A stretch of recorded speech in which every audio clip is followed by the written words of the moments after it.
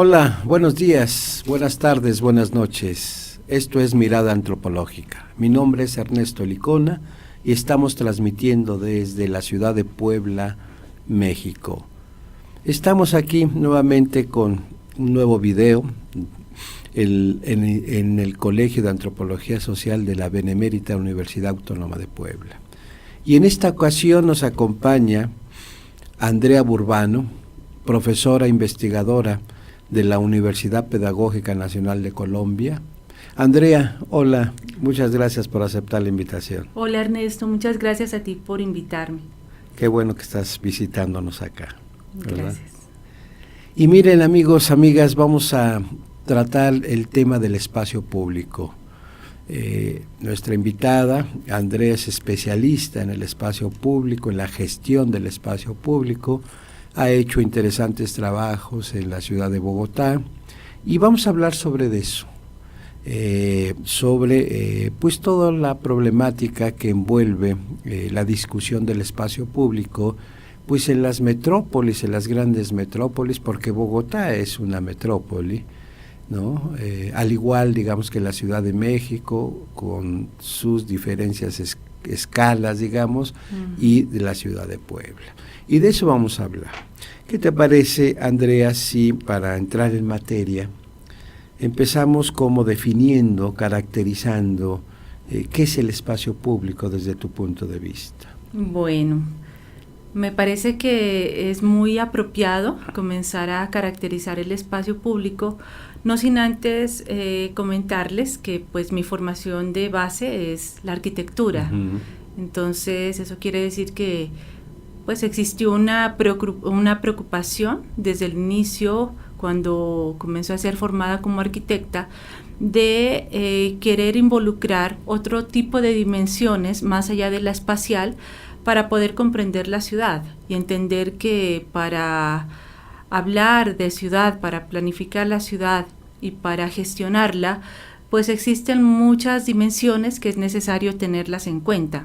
La arquitectura se configura como una de ellas, por lo tanto la espacial es una dimensión muy importante, pero no es la única. Claro. Y hago este panorama porque me parece muy importante decir que el espacio público es un espacio que debe ser visto multidimensionalmente. Entonces, desde esa particularidad, la arquitectura se convierte en una faceta de la definición del espacio público, que puede estar en consonancia con la estética, con la espacialidad, pero es necesario involucrarle otras facetas, como cuál, por ejemplo, la social. Claro. Entonces, desde la lectura que he venido haciendo en los análisis sobre la ciudad, el espacio público debe ser visto multidimensionalmente.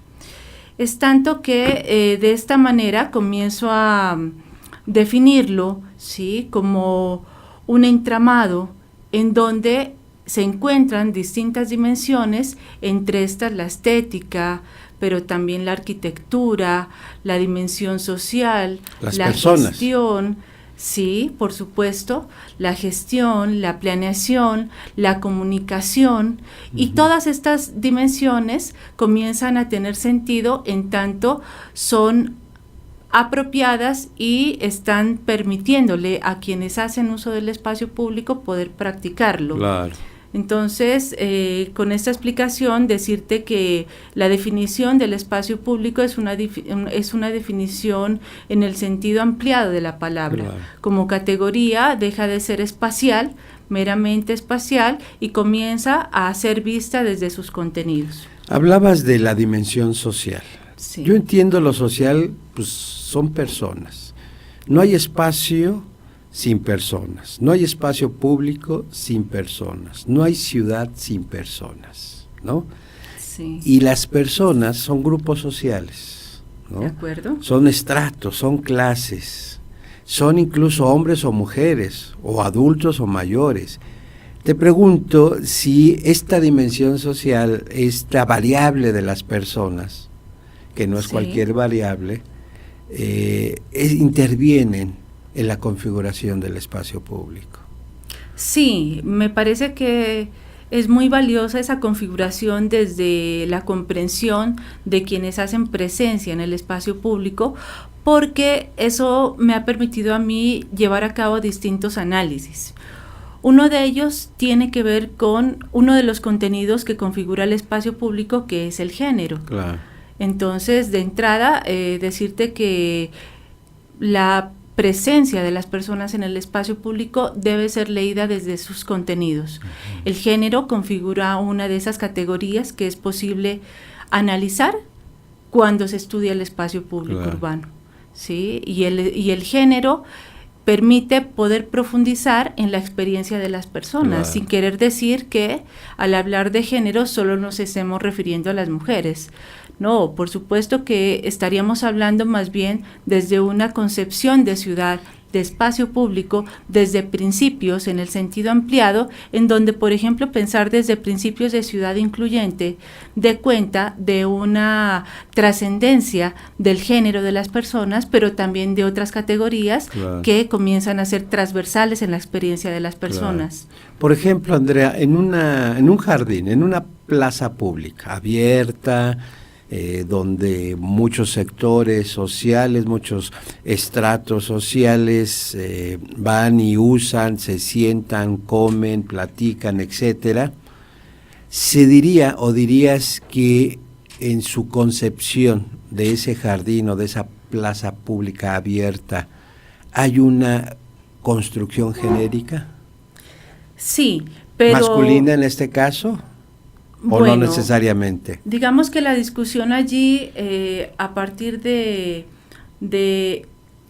esas preguntas que se pueden elaborar para comprender de qué manera las personas están haciendo uso de un espacio público, o en otras palabras lo están apropiando el espacio público, es necesario tener un nivel de análisis que pueda ser un poco más ampliado, en donde sea posible desde la investigación urbana cuestionarse acerca de cómo se ha venido concibiendo ese tipo de espacios, pero también cómo se han venido usando cuando se hace la lectura de cómo las personas hacen presencia en estos, pero también de cómo se han venido gestionando estos espacios públicos. Entonces, la respuesta que te puedo dar ante esa pregunta tan importante es que es necesario, para poder comprender la experiencia de quienes hacen presencia en los espacios públicos, poder triangular esas tres facetas que desde mi perspectiva están configurando un modelo que propongo para poder comprender esta experiencia.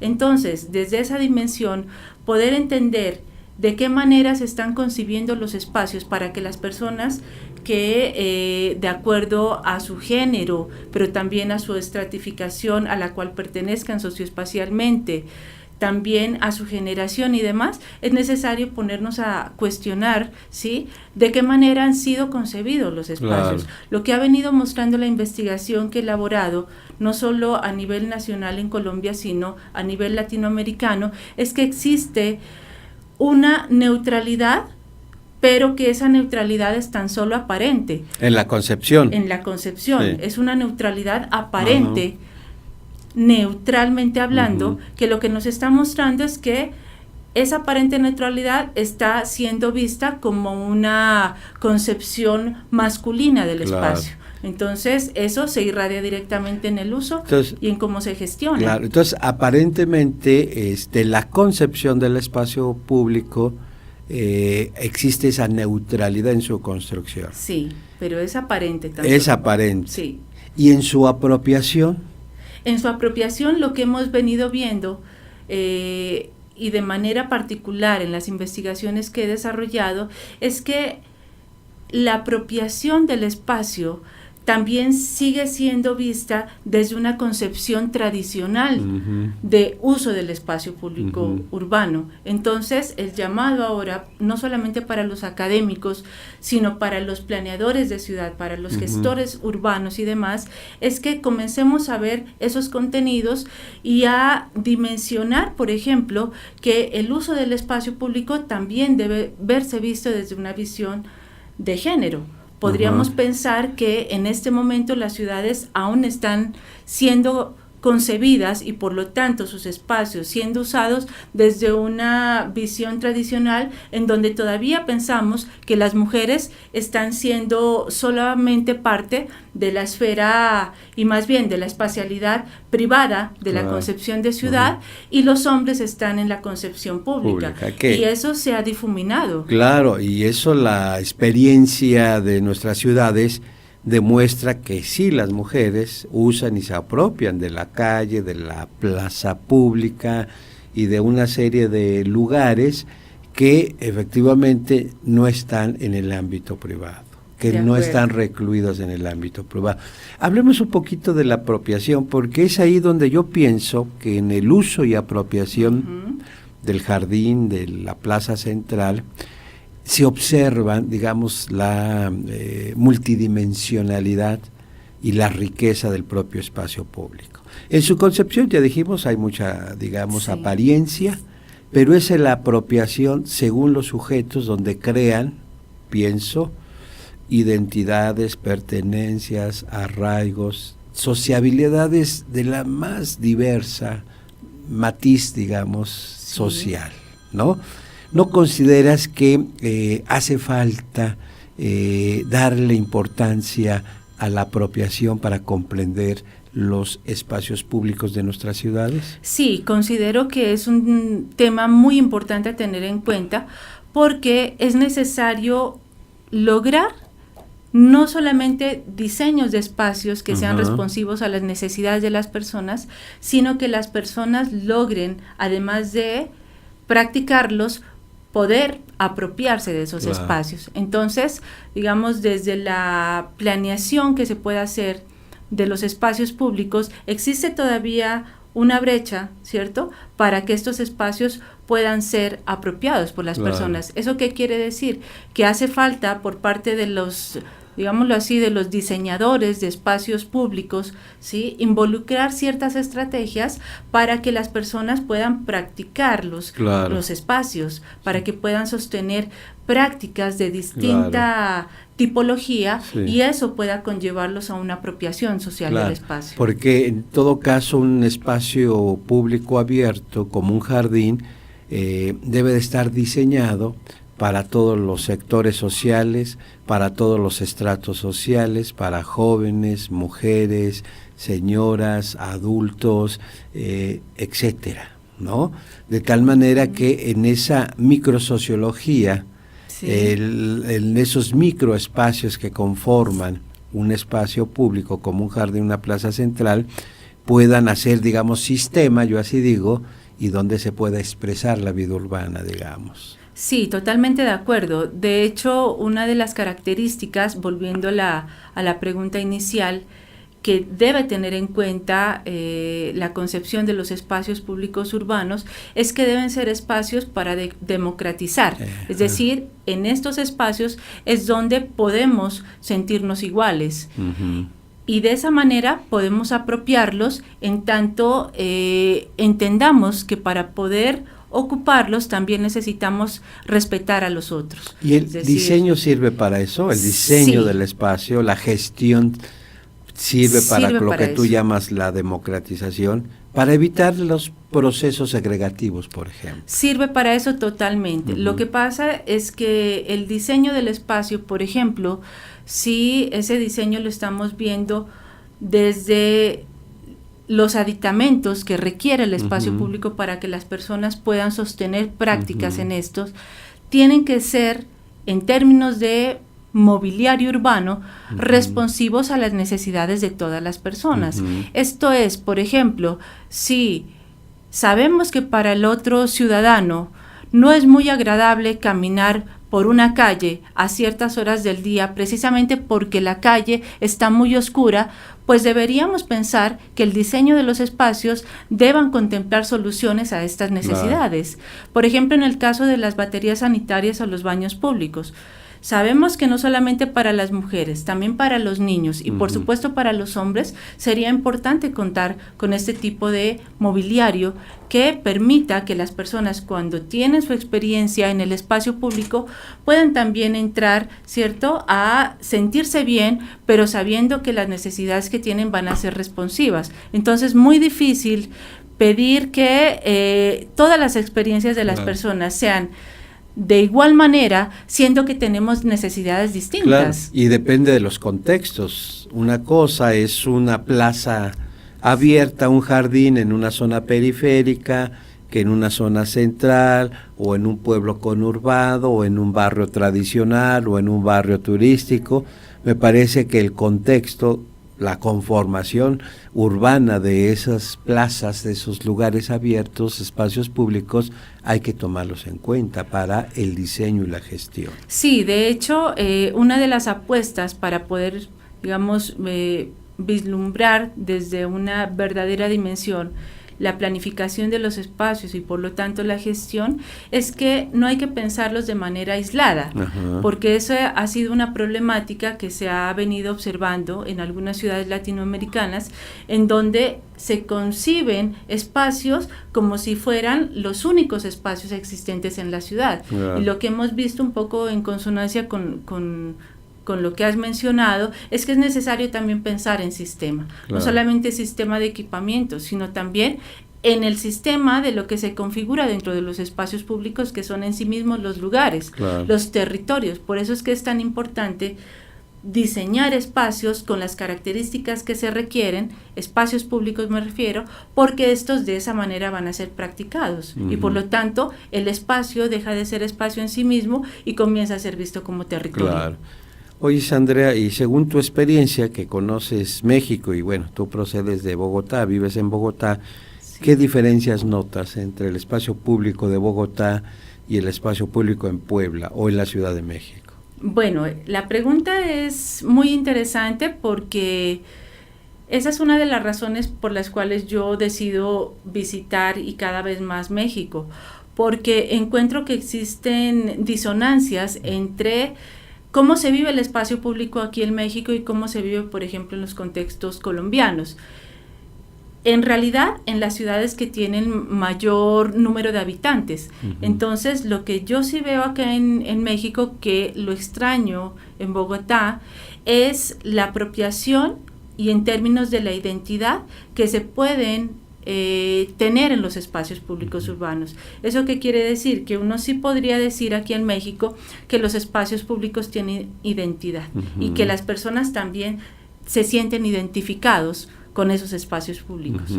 De pronto, lo que yo he venido viendo es que desde un análisis observacional existe unos contenidos de ese espacio público que traspasan también los diseños del espacio, ¿sí?, que hacen que los espacios no sean estandarizados desde su configuración. Entonces, ¿eso qué quiere decir? Que las personas cuando asisten a un espacio público aquí en México, ¿sí?, por las características que estos espacios tienen, pero también por la gente que frecuenta, que es mucha, a diferencia de lo que ocurre en Bogotá, pues se van a sentir en un espacio que difícilmente se repita en otro lugar de México. Eso es distinto a, digamos, a la experiencia que yo he podido tener en los espacios públicos de Bogotá. De pronto el mobiliario estandarizado, pero también las texturas de los pisos, el tratamiento del contexto y demás, no hacen sentir demasiado que existe una identidad, por ejemplo, para cada espacio público. De pronto me atrevería a decir que tal vez si uno visita un par de espacios públicos en Bogotá, también pueda ya imaginarse cómo son los otros, porque existe, digamos, una homogeneidad. Entonces yo valoro mucho lo que tienen aquí en México en ese sentido, pero también porque la gente prefiere salir a caminar. Aquí es muy posible ver aglomeraciones de personas en los espacios públicos. En Colombia la cuestión está un poco diferente porque lo que hemos visto en las investigaciones que he venido sosteniendo con mi grupo de investigación es que hay una preferencia por llevar a cabo prácticas de sociabilidad en espacios privados de vocación colectiva. Los muy conocidos espacios que tienen, digámoslo así, experiencias en donde las personas pareciera que están en espacios abiertos y públicos, pero son espacios privados. En otras palabras, lo que hemos venido viendo es que pareciera que la sociabilidad se ha otorgado en responsabilidad a actores que lo que están haciendo prácticamente es una, digamos, readecuación o reelaboración del concepto de sociabilidad, pero ya con unos matices que van mucho más allá de lo que uno puede vivir en el espacio público.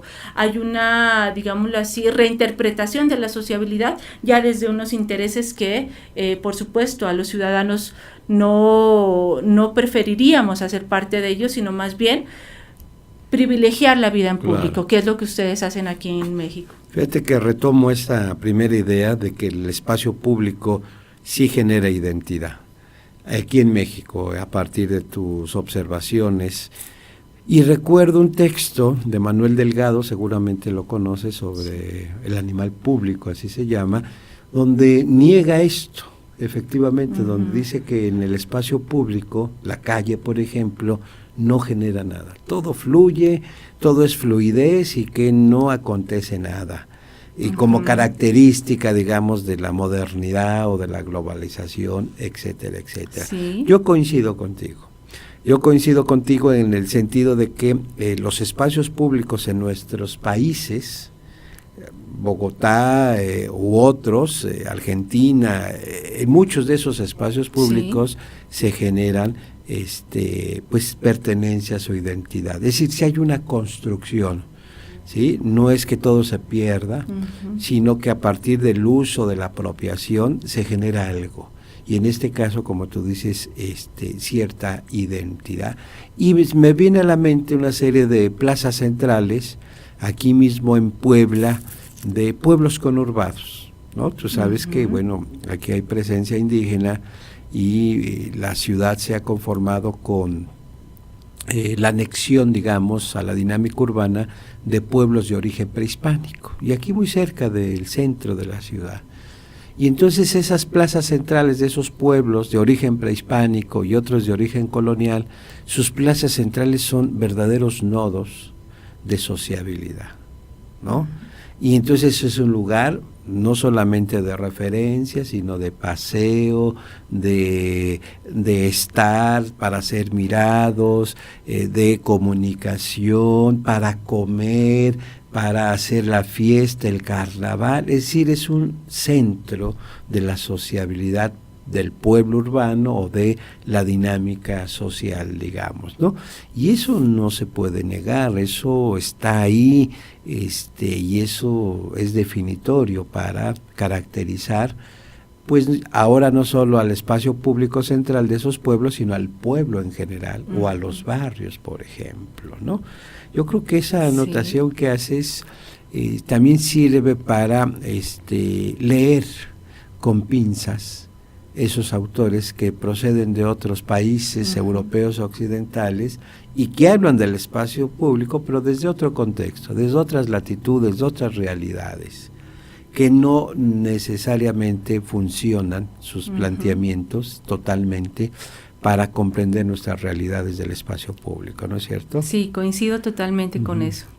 De hecho, por eso es tan importante llevar a cabo experiencias empíricas en las ciudades, precisamente para uno como investigador poder tener de manera directa la evidencia y poder hacer esos análisis, ¿no? No quedarse de pronto, como bien lo dices, con de pronto algunos planteamientos interesantes, pero que al ser vistos dentro de la dinámica de ciudades latinoamericanas, pues comienzan a tener una serie de disonancias, ¿no? Claro. Y eso es lo que vale la pena también estudiar. Claro. Pues mira, Andrea, ya nos terminó el tiempo, qué rápido, ¿verdad? Sí. Pero ya tendremos tiempo de platicar en otra ocasión y de hablar de la necesidad de una agenda investigativa, ¿no? Sí. Entre Bogotá, Puebla, de hecho que ya la diseñamos, ¿verdad? Sí. A partir precisamente de estos espacios públicos. Sí, ¿no? Ernesto, de hecho, uno de los principales, digámoslo así, me parece a mí, mecanismos para poder construir teoría y generar aportes al conocimiento desde una visión latinoamericana es precisamente darnos como investigadores la oportunidad de poder hacer estudios a nivel comparativo, porque esa es la manera mediante la cual damos a conocer lo que pasa en nuestras ciudades, pero también aprendemos de lo que ocurre en las otras. Claro, y ahí es donde tenemos que hablar de la sociabilidad. De acuerdo. Sociabilidad urbana, que ya hay con ese término, pues ya se complejiza la discusión, pero que puede ser, digamos, una categoría que nos permita precisamente hacer esas diferencias y esas similitudes entre dos grandes ciudades, digamos. Sí, de acuerdo, porque desde esa categoría, o más bien desde la sociabilidad en este caso particular, podemos también transversalizar otras tan importantes como las que hablábamos al inicio, que tienen que ver con el género, con la generación, de pronto con la cuestión étnica y con otras tantas que permiten el estrato también, social. Sí, el estrato social, que permiten poder hablar de ciudad y de construcción de espacio. Sí, y de producción, por supuesto. Bueno, ya hablaremos más adelante, en otra ocasión, sobre eso. Pues, Andrea, muchas gracias por tu participación. Bueno, muchas gracias a ti. Sí. Amigos, amigas, pues este fue el nuevo video de Mirada Etnográfica. Muchas gracias por su atención y nos vemos en la próxima emisión. Hasta luego.